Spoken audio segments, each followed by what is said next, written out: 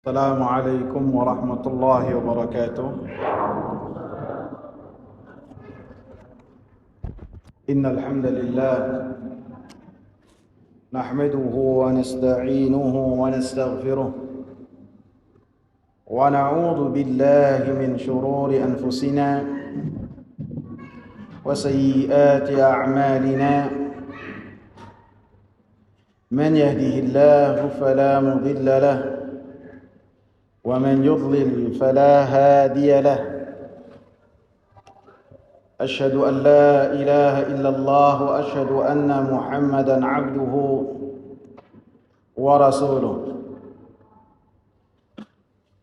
اللهم صل وسلم وبارك على نبينا محمد وعلى آله وصحبه ومن اتبع بهداه ila yaumil qiyamah. Hadirin jamaah sekalian, kita lanjutkan yang berkaitan dengan konsekuensi dari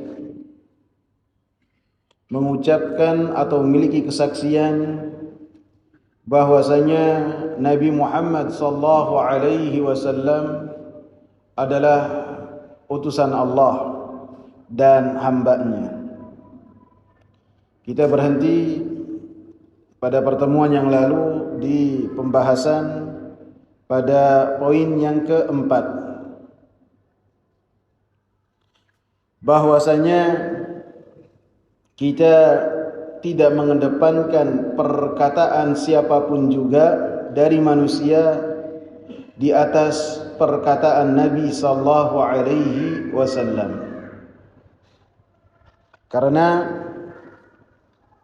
seperti yang sudah kita sebutkan, bahwasanya ketaatan kita kepada Rasulullah sallallahu alaihi wasallam adalah ketaatan yang mutlak. Seperti dalam surat An-Nisa, Allah katakan, ya ayyuhalladzina amanu ati'u Allah wa ati'ur rasul wa ulil amri minkum.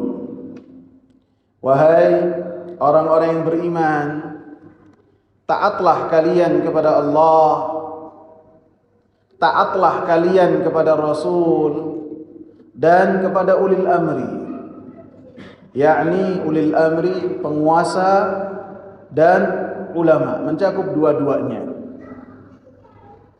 Seperti yang sudah saya sebutkan, bahwasanya ketika Allah menyebutkan perintah taat kepada Allah dan taat kepada Rasul dengan perintah yang khusus, menyebutkan memiliki makna bahwasanya kita taat kepada Allah dan Rasul secara mutlak, tidak boleh pilih-pilih dan tidak boleh ada perbandingan yang lain. Harus taat kepada Allah dan taat kepada Rasul sallallahu alaihi wasallam. Taat kepada Allah, apa-apa yang tercantum dalam Al-Qur'anul Karim. Taat kepada Rasul dengan perintah yang khusus, artinya kita taat kepada Rasul sallallahu alaihi wasallam terhadap perkara-perkara yang sampai kepada kita dari Rasulullah sallallahu alaihi wasallam, walaupun hal tersebut tidak termaktub dalam Al-Qur'anul Karim, seperti yang sudah kita jabarkan. Wa ulil amri, dan kepada ulil amri. Adapun kepada ulil amri, perintah taatnya itu tidak diulang. Al-Imam Ibn Al-Qayyim mengatakan dalam kitab Risalah Tabukiyah, menunjukkan bahwasanya taatnya kita kepada ulil amri dan taatnya kita baik kepada ulama dan penguasa harus sesuai dengan taatnya kita kepada Allah dan Rasulullah sallallahu alaihi wasallam. Ingat contohnya yang pada pertemuan kemarin yang kita sebutkan apa? Kisah apa? yang disebutkan oleh Al-Imam Ibn Katsir, termasuk ayat ini turun disebabkan dengan kisah itu. Ada yang ingat? Kisah seorang panglima yang membuat parit yang besar, kemudian membuat api yang menyala-nyala. Kemudian si panglima ini yang bernama Abdullah bin Hudzafah, dia berkata kepada pasukannya, ayo kalian masuk ke dalam api tersebut. Ingat gak kisah tersebut? Ingat. Maka Rasulullah ketika disampaikan hal ini kepada Rasulullah katakan, apabila mereka melakukan dan taat kepada pemimpin tersebut, maka mereka akan binasa dan mereka akan selama-lamanya di dalam api tersebut sampai hari kiamat. Tidak akan keluar. Kemudian Rasulullah katakan, innama ta'atu fil ma'ruf. Sesungguhnya ketaatan itu hanyalah di dalam perkara-perkara yang sifatnya taat kepada Allah Subhanahu wa taala, yang sifatnya taat kepada Rasulullah sallallahu alaihi wasallam, ataupun di dalam perkara-perkara yang Al-Qur'an dan As-Sunnah mendiamkannya. Kemudian ulil amri, pemerintah misalnya, membikin peraturan-peraturan yang peraturan-peraturan tersebut untuk kemaslahatan masyarakat, walaupun tidak disebutkan secara khusus hal tersebut dalam Al-Quran dan As-Sunnah, akan tetapi Al-Quran dan As-Sunnah tidak melarangnya, mendiamkan, maka di dalam hal tersebut kita wajib taat kepada pemerintah di dalam hal tersebut. Contohnya apa? Contohnya seperti yang disebutkan oleh Imam Ibnul Qayyim rahimahullah, taat dalam berlalu lintas. Apa taat dalam berlalu lintas? Ada nggak dalilnya kita harus taat? Kalau lampunya merah kita berhenti, kalau hijau kita jalan, ada nggak? Nggak ada. Akan tetapi karena hal ini didiamkan, kemudian pemerintah menjelaskan hal tersebut kepada masyarakat, maka bagi kita wajib untuk melaksanakan hal tersebut. Kita kembali ke materi kita. Jadi ketika siapapun mengatakan satu perkataan, baik itu yang berupa larangan ataupun perintah, kemudian hal tersebut berlawanan dengan apa yang telah Rasulullah sallallahu alaihi wasallam sampaikan, baik itu dari Al-Quran ataupun sunnah Nabi sallallahu alaihi wasallam, maka harus kita tolak perkataan orang tersebut. Harus kita lebih mengedepankan dalil. Karena Allah Subhanahu wa taala mengatakan dalam surat yang dikatakan sebagai surat Al-Hujurat, surat ini disebut dengan surat Al-Adab, surat yang berkaitan dengan adab-adab. Adab yang pertama yang Allah Subhanahu wa taala sebutkan, ya ayyuhalladzina amanu la tuqaddimu baina yadayillahi wa rasulihi wattaqullaha innallaha sami'un alim. Wahai orang-orang yang beriman, janganlah kalian mendahului Allah dan Rasulnya. Artinya ketika ada satu perkara yang sampai kepada kita, janganlah kita terburu-buru. Tidaklah kita menerima dan menolak hal tersebut sampai datang dari kita dalil berupa Al-Quran dan As-Sunnah. Wattaqullah, bertakwalah kepada Allah Subhanahu wa ta'ala. Sesungguhnya Allah maha mendengar, sesungguhnya Allah Subhanahu wa ta'ala maha mengetahui. Jadi apabila hadis-hadis yang sampai kepada kita kemudian bertentangan dengan siapapun juga, maka kita tidak boleh mengatakan imam itu lebih alim daripada kita. Tidak boleh dengan kita mengatakan bisa jadi hadis ini lemah padahal sudah sampai hadis ini kepada kita dengan jalan yang sahih. Apabila berlawanan dengan perkataan siapapun dari manusia, apapun kedudukannya, bagaimanapun ilmunya, apabila bertentangan dengan perkataan Allah dan Rasulnya, maka ditolak. Seorang Abdullah ibn Abbas, beliau memiliki perkataan yang sangat bagus sekali. Beliau mengatakan, yushaku an tunzala alaikum atau tanzila alaikum hijaratun minas sama. Hampir-hampir kalian itu dihujani dengan batu. Aqulu qala Rasulullah wa taquluna qala Abu Bakrin wa Umaru. Ketika saya berdalil, kata Abdullah bin Abbas, saya berdalilnya itu dengan perkataan Rasul sallallahu alaihi wasallam. Kemudian kalian membantah dalil tersebut dengan mengucapkan Abu Bakar berpendapat dengan demikian, Umar berpendapat dengan demikian. Maka apabila hal itu terjadi, kata Abdullah bin Abbas, maka dari langit akan turun hujan batu.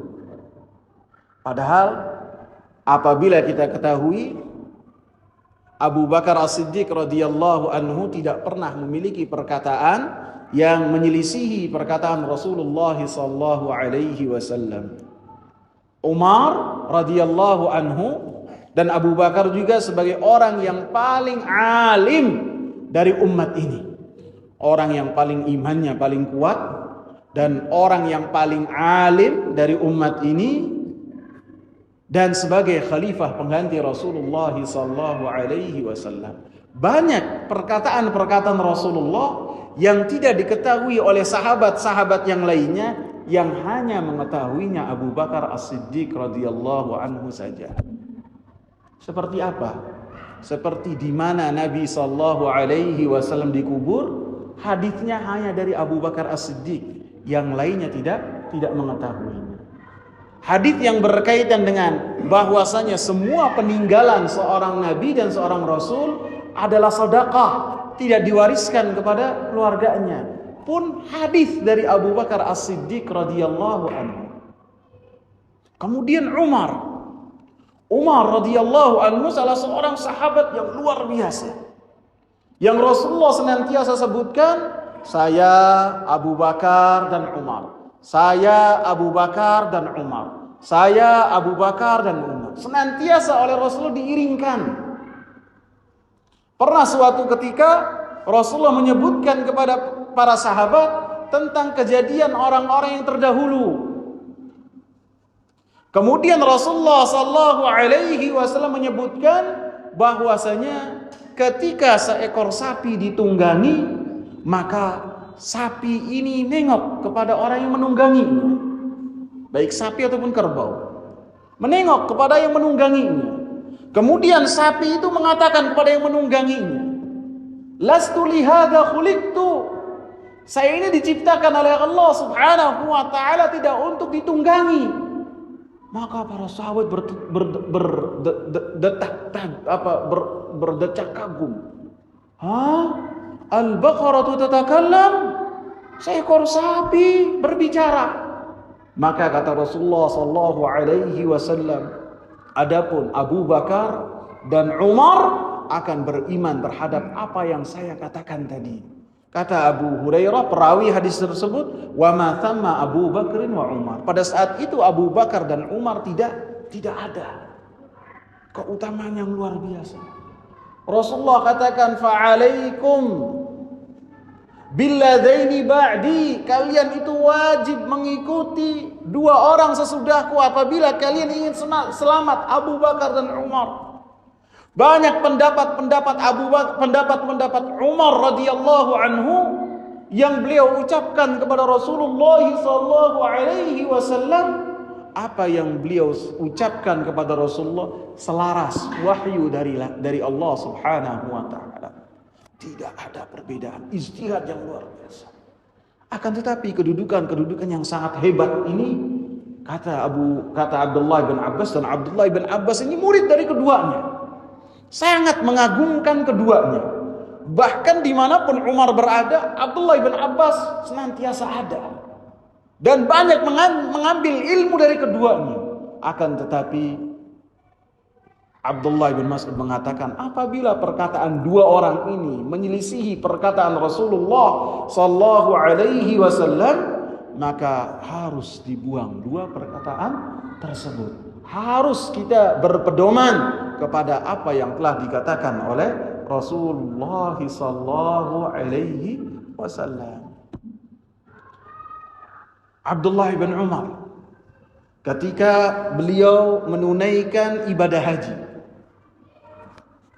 Abdullah bin Umar radhiyallahu anhuma, putra dari Umar bin Khattab, ketika masuk ke dalam ihramnya, ke dalam hajinya, beliau dengan menggunakan tamattu. Sedangkan pada saat itu Umar radhiyallahu anhu melarang kaum muslimin untuk ketika beribadah haji menggunakan tamattu. Cukup qiran ataupun ifrad saja. Padahal Abdullah bin Umar salah satu sahabat yang menceritakan bahwasanya Rasulullah sallallahu alaihi wasallam sangat berharap untuk menunaikan hajinya dengan cara tamattu. Tamattu apalagi ikhwan namanya? Qiran sama ifrad. Kalau ifrad menunaikan haji saja, kalau qiran dan tamattu menggabungkan umrah dengan haji. Kalau tamattu setelah umrah dia tahallul dengan tahallul yang sempurna. Adapun qiran setelah menunaikan ibadah umrah tidak melakukan tahallul, akan tapi senantiasa dalam ihramnya sampai ia menunaikan ibadah haji atau sampai tanggal 10 Dzulhijjah. Maka Abdullah bin Umar ketika beliau mengatakan labbaik Allahumma mutamatti'an bil haji ilal umrah, dia ketika bertalbiyah mengucapkan saya bertalbiyah dan masuk dengan tamattu, maka ada orang yang mengatakan kepadanya, wahai putra Umar, bukankah Umar bin Khattab melarang hal tersebut? Maka kata Abdullah ibn Umar radhiyallahu anhuma, tinggalkan perkataan Umar dan kita berpegang dengan perkataan Rasulullah sallallahu alaihi wasallam. Dan ini para sahabat dididik langsung oleh Rasulullah sallallahu alaihi wasallam dengan demikian. Pengkultusan mereka hanya kepada Rasulullah sallallahu alaihi wasallam. Adapun selain Rasulullah sallallahu alaihi wasallam, maka ada kemungkinan untuk salah dan bisa untuk dikritisi. Utsman bin Affan radhiyallahu anhu, salah seorang sahabat besar, ketika beliau dalam menunaikan ibadah haji, ketika di wukuf Arafah, beliau tidak melakukan qasar dalam wukuf di Arafah. Jamak tidak melakukan qasar. Maka oleh para sahabat langsung perkataan tersebut ditolak. Dan apa yang dilakukan oleh Utsman ibn Affan dikritisi oleh para sahabat ridwanullahi alaihim.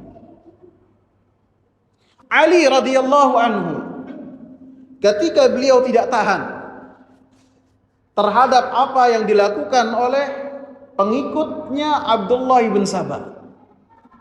Ketika beliau di Kufah, beliau menangkap Abdullah bin Sabah dan pengikut-pengikutnya. Ketika mereka dihadapkan kepada Ali radhiyallahu anhu, Abdullah bin Sabah ini orang Syiah, yang pendiri Syiah, dan dia orang Yahudi dan mendoktrin pengikut-pengikutnya untuk mengkultuskan Ali radhiyallahu anhu. Bukan hanya mengkultuskan, menuhankan Ali radhiyallahu anhu. Maka Abdullah bin Sabah ketika melihat Ali radhiyallahu anhu mengatakan, antahu, kamu itu Allah, kamu itu Allah. Langsung dibikin parit besar oleh Ali radhiyallahu anhu dan dibakar di parit tersebut. pembakaran yang sangat besar, kemudian Abdullah ibn Sabah dan pengikut-pengikutnya dibakar oleh Ali radhiyallahu anhu. Dalam riwayat yang lain, Abdullah ibn Sabah lari. Ketika hal ini sampai kepada Abdullah ibn Abbas dan sahabat yang lain, maka mereka mengkritisi apa yang dilakukan oleh Ali radhiyallahu anhu dengan mengatakan, la yu'adzibu bin nari illa rabbun nar. Tidak boleh seseorang menyiksa, menghukum dengan api kecuali siapa yang memiliki api. Allah subhanahu wa ta'ala kelak tidak boleh seseorang menyiksa dengan api. Ketika disampaikan hal ini kepada Ali radhiyallahu anhu, Ali mengatakan, innamal khilafu syarr. Yang namanya perbedaan itu adalah sesuatu yang jelek. Bisa jadi hal tersebut belum didengar oleh orang sekelas Ali radhiyallahu anhu, dan keempat-empatnya adalah sahabat-sahabat yang mereka adalah para ulama. Yang Rasulullah katakan, alaikum bisunnati wa sunnatil khulafa'ir rasyidin al-mahdiyyin min ba'di. Wajib bagi kalian ketika melihat perpecahan, ketika melihat pertikaian di umat ini, kata Rasulullah, jalan selamatnya adalah kalian berpegang teguh dengan sunnahku, dengan agama yang Rasulullah bawa. Dan kalian pun apabila pengen selamat ketika melihat adanya fitnah, berpegang teguh dengan sunnah-sunnah yang telah diamalkan oleh khulafaur rasyidin yang 4. Abu Bakar, Umar, Utsman dan Ali radhiyallahu anhum. Dan Abdullah ibn Abbas dan sahabat-sahabat yang lainnya mengajarkan kepada kita, apabila keempat-empatnya menyelisihi perkataan Rasulullah atau satu di antaranya menyelisihi, maka wajib kita tolak. Maka kita katakan, apabila orang sekelas 4 orang ini apabila menyelisihi perkataan Rasulullah ditolak, bagaimana dengan yang lainnya? Harus berlapang dada apabila perkataannya tidak diterima, perkataannya dikoreksi ataupun diberi catatan kaki oleh orang yang lain, bahwasanya perkataan ini berlandaskan dengan hadis yang dhaif. Ada hadis yang lebih kuat daripada hadis yang ada sampaikan. Harus senang dan menerima apa yang dikatakan oleh orang lain. Paham sampai sini, ikhwan? Paham ya? Dan mungkin materi ini kita ulang sedikit dari pertemuan yang lalu, karena apa yang saya sampaikan saya rekam dalam HP ini. Kadang lupa pertemuan kemarin itu sampai mana, maka saya mendengarkan apa yang saya rekam.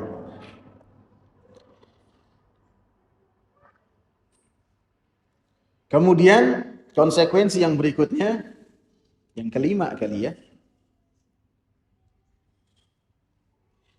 kita dalam beribadah kepada Allah subhanahu wa ta'ala haruslah merujuk kepada apa yang telah dibawa oleh Rasulullah sallallahu alaihi wasallam.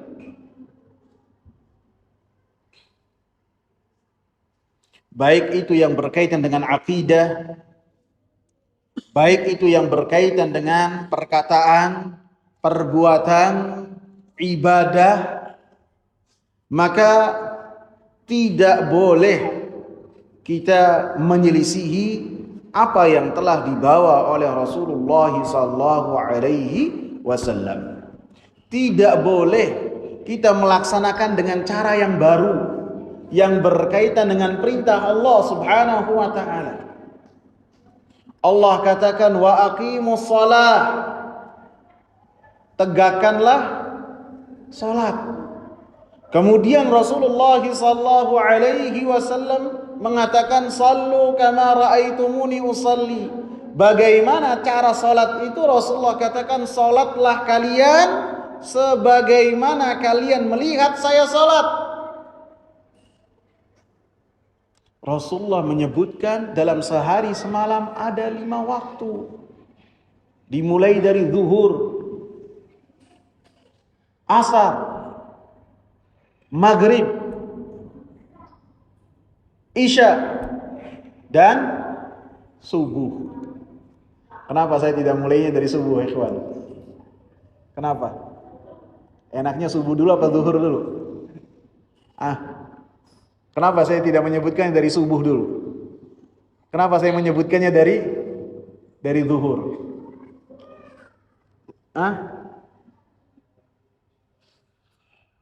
Zuhur itu adalah salat yang pertama dilakukan oleh Rasulullah SAW setelah Rasulullah SAW diisrakan, dimi'rajkan oleh Allah Subhanahu wa taala. Setelah sampai kota Mekah, maka malaikat Jibril datang kepada Nabi SAW mengajarkan waktu sholat.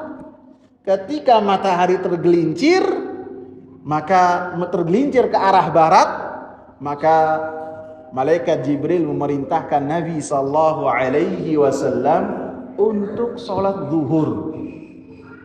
Sehingga para ulama menyebut sholat zuhur itu dengan al-ula, sholat yang pertama.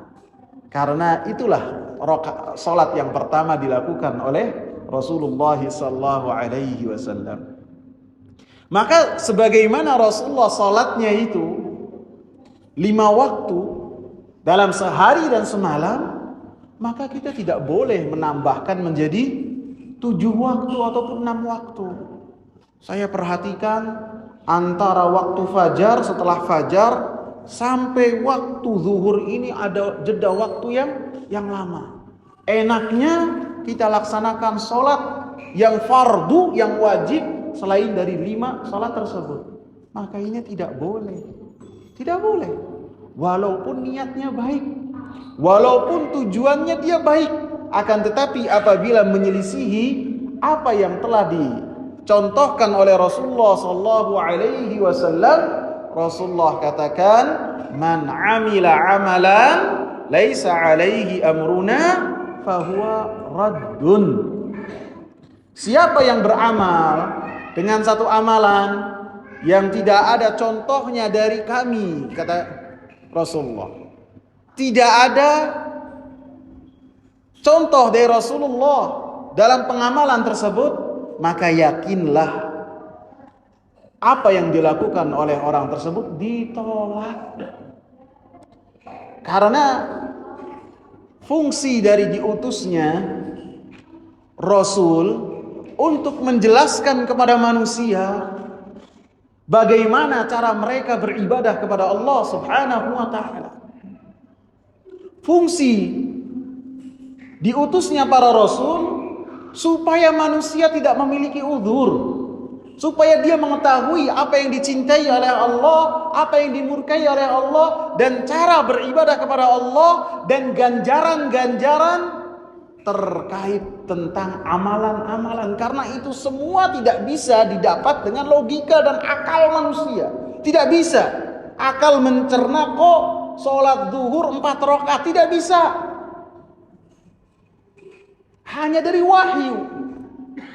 Sehingga ketika orang-orang musyrikin mengatakan wa qala alladziina asyraku law syaa'a Allahu ma 'abadna min dunihi min syai'in nahnu wala aba'una wala harramna min syai'. Orang-orang musyrikin berkata, Allah abadikan dalam surat An-Nahl ayat ke-35. Kalau Allah menghendaki, mereka berhujjah dengan takdir. Mereka berhujjah dengan takdir. Apabila Allah menghendaki mentakdirkan kami menjadi hamba-hambanya yang soleh, kami akan menjadi hamba-hamba yang soleh, sehingga ketika beribadah, ibadahnya kepada Allah, dan kami tidak mengharamkan apapun yang halal. Mereka berhujjah di hadapan Allah. Allah katakan apa? Kadzalika fa'ala alladziina min qablihim. Demikianlah alasan yang dibikin-bikin oleh orang-orang sebelumnya. Kemudian Allah katakan, fahal 'alar rusuli illal balaghul mubin. Bukankah kewajiban seorang rasul untuk menjelaskan kepada umatnya? Al-Imam Ibnul Qayyim rahimahullah mengatakan, seakan-akan Allah mengatakan kepada manusia yang mereka berhujjah, beralasan dengan takdir yang telah Allah tentukan, kalau hal ini bisa menyelamatkan mereka dari azab Allah Subhanahu wa taala, apa fungsinya diutus para rasul? Apa fungsinya diutus para nabi? Padahal Allah katakan mereka telah menjelaskan kepada umatnya dengan penjelasan yang jelas. Jadi yang berkaitan dengan ibadah kepada Allah Subhanahu wa taala, perintah-perintah dari Allah Subhanahu wa taala yang termaktub dalam Al-Qur'anul Karim, bagaimana pengamalannya haruslah merujuk kepada Rasulullah sallallahu alaihi wasallam. Karena Rasulullah mengatakan, sayalah orang yang paling bertakwa di antara kalian. Saya adalah orang yang paling takut kepada Allah Subhanahu wa taala. Artinya, kalian wahai para manusia, orang-orang yang telah mengucapkan la ilaha illallah wa Muhammadur Rasulullah, ingin mendapatkan ketakwaan, haruslah dari pintu yang dibukakan oleh Rasulullah sallallahu alaihi wasallam, yang di dalamnya ada Abu Bakar, ada Umar, ada sahabat-sahabat yang lain, dan itulah as-siratal mustaqim, jalan yang lurus yang senantiasa kita mintakan kepada Allah Subhanahu wa taala dalam salat 5 waktu kita dan salat-salat lainnya.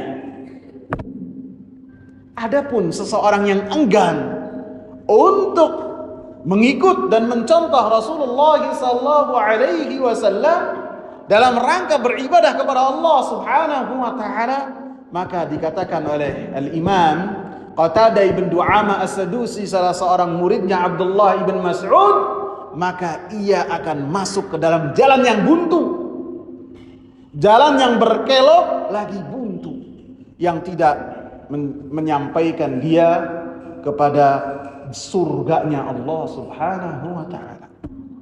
Apabila para sahabat atau sebagian sahabat mereka memiliki inovasi dalam beribadah kepada Allah Subhanahu wa taala, ketika mereka mengetahui keutamaan-keutamaan ibadah dan Rasulullah sallallahu alaihi wasallam ada di hadapan mereka, kemudian 3 sahabat ini, dan dikatakan 4 sahabat, datang kepada istri-istri Nabi sallallahu alaihi wasallam.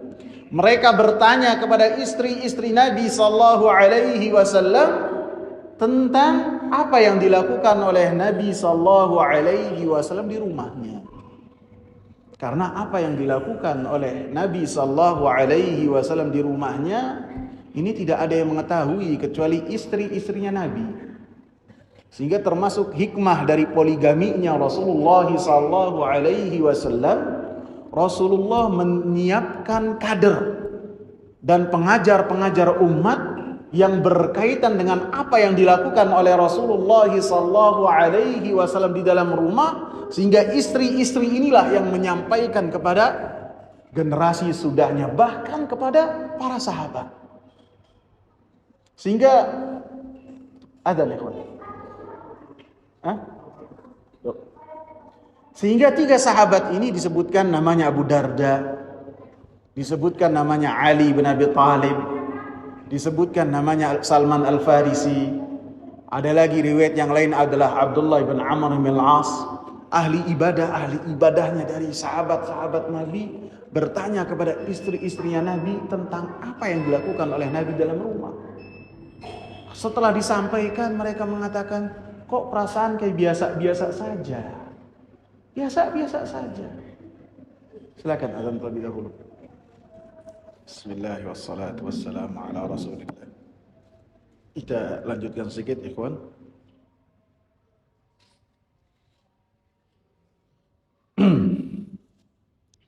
Maka ketika mereka mendengar apa yang dilakukan oleh Rasulullah sallallahu alaihi wasallam di dalam rumahnya, maka mereka mengatakan bahwasanya Rasulullah sallallahu alaihi wasallam dosa-dosanya telah diampuni oleh Allah. Rasulullah sallallahu alaihi wasallam telah dijamin oleh Allah Subhanahu wa taala dengan surga firdausnya. Maka satu di antaranya mengatakan, saya tidak mau nikah. Artinya fokus beribadah. Yang kedua mengatakan, saya tidak akan tidur. Artinya beribadah terus. Yang ketiga puasa ya. Saya akan puasa terus. Ada juga riwayat yang lain mengatakan yang keempat, tidak akan makan daging. Makanya sayur-sayuran saja. Maka ketika hal ini sampai kepada Rasulullah sallallahu alaihi wasallam, maka Rasulullah sallallahu alaihi wasallam bertanya kepada mereka terlebih dahulu. Qultum kaita wa kaita kadza wa kadza, apakah kalian telah berkata ini itu? Maka ketiganya atau keempatnya mengatakan ya. Maka Rasulullah sallallahu alaihi wasallam mengatakan, amma ana fa atazawwajun nisa. Adapun saya telah menikahi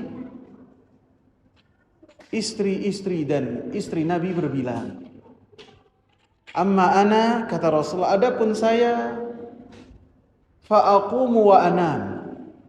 Saya tidur dan saya juga melakukan qiyamul lail.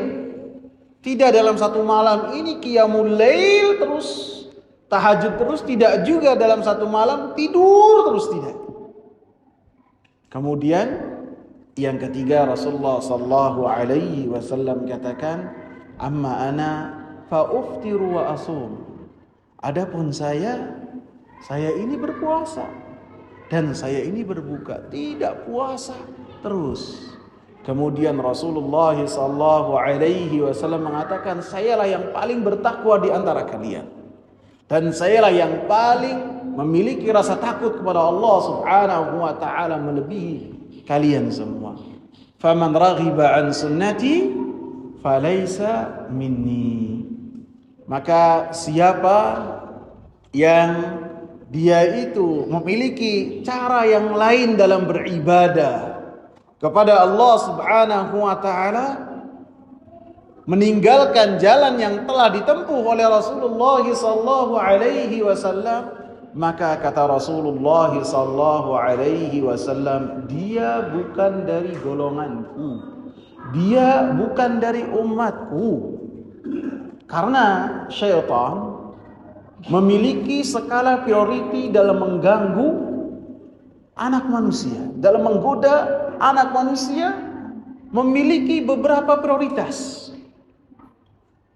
Prioritas yang pertama, supaya anak manusia melakukan kesyirikan kepada Allah subhanahu wa ta'ala.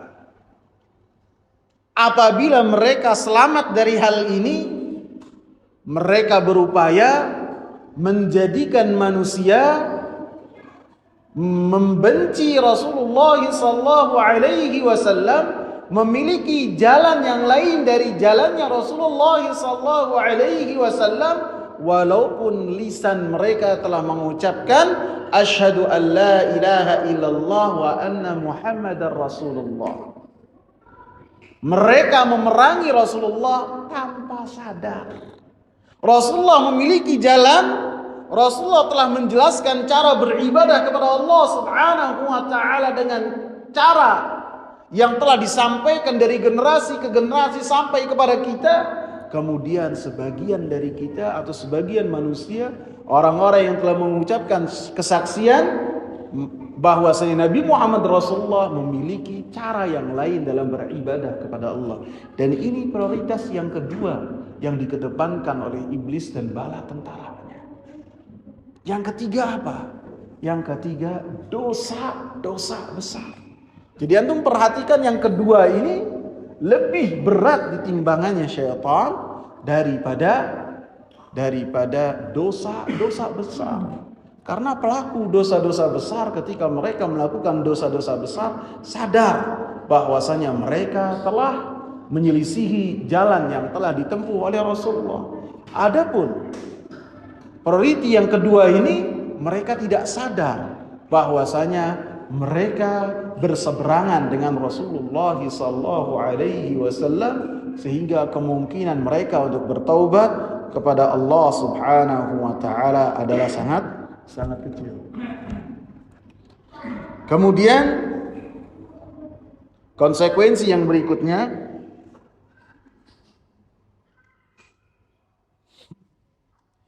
kita harus memiliki keyakinan bahwasanya Nabi Muhammad sallallahu alaihi wasallam tidaklah memiliki sedikit pun dari rububiyah, dari pengaturan terhadap alam semesta.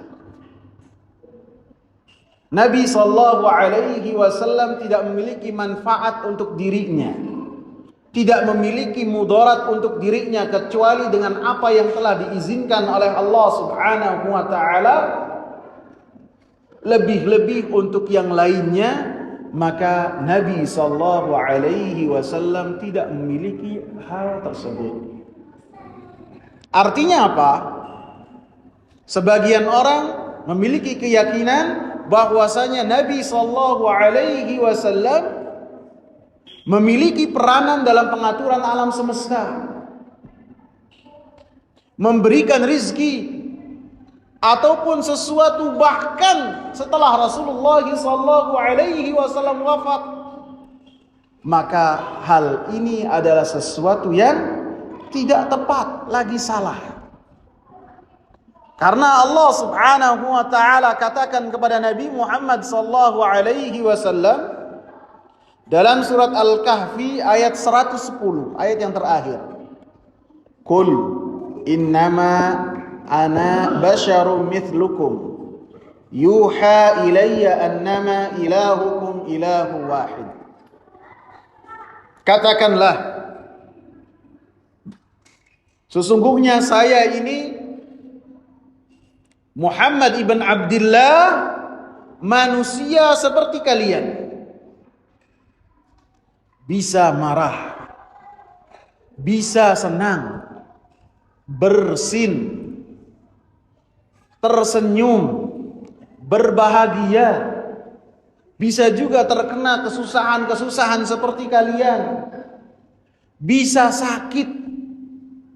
Naik kuda, Nabi sallallahu alaihi wasallam terpelanting kemudian sakit selama satu bulan dan ditengok oleh para sahabat. Nabi sallallahu alaihi wasallam dalam perang Uhud, Nabi sallallahu alaihi wasallam terkena pipinya oleh anak panah, berdarah Nabi sallallahu alaihi wasallam. Bahkan ketika dicabutnya oleh giginya Abu Ubaidah bin Al-Jarrah. Sehingga pernah saya sebutkan kalau tidak salah di majlis ini, Abu Ubaidah ketika menarik anak panah tersebut, giginya ikut lepas, gigi bagian depannya lepas. Sehingga para sahabat mengatakan tidak ada orang yang ompong yang lebih ganteng daripada giginya lengkap selain Abu Ubaidah bin Al-Jarrah. Dia bangga dengan apa yang telah dia lakukan.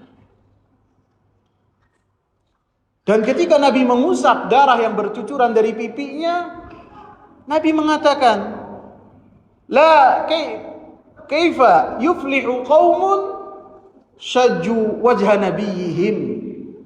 Bagaimana satu kaum akan beruntung? Satu kaum, yakni orang-orang Quraisy. Bagaimana mereka beruntung? Bagaimana mereka selamat di dunia dan di akhirat? Padahal di antara pasukan-pasukan tersebut ada siapa? Ada Abu Sufyan, ada Khalid bin Walid yang pada saat itu masih dalam kekufurannya. Nabi mengatakan bagaimana mereka ini akan selamat ketika mereka melukai wajah Nabi mereka, wajahnya Nabi. Nabi menyeru kepada mereka siang dan malam untuk mereka mendapatkan keselamatan di dunia dan di akhirat. Bukan untuk kepentingan Nabi, bukan, akan tapi mereka balas sehingga Nabi sallallahu alaihi wasallam terkapar dan bercucur darah. Nabi kecewa. Apa jawaban Allah? Laisa laka minal amri syai'un. kamu itu tidak memiliki hak yang berkaitan dengan keselamatan mereka. Apakah mereka binasa ataukah tidak? Engkau tidak memiliki hak sedikit pun tentang hal tersebut. Kewajiban engkau adalah menyampaikan. Adapun tentang mereka bagaimana, Allah subhanahu wa ta'ala yang memiliki ilmunya. Wallahu ta'ala alam. InsyaAllah akan kita lanjutkan pada pertemuan yang akan datang. Subhanakallahumma bihamdika asyhadu an la ilaha illa anta astaghfiruka wa atubu ilaik. Assalamu alaikum warahmatullahi wabarakatuh.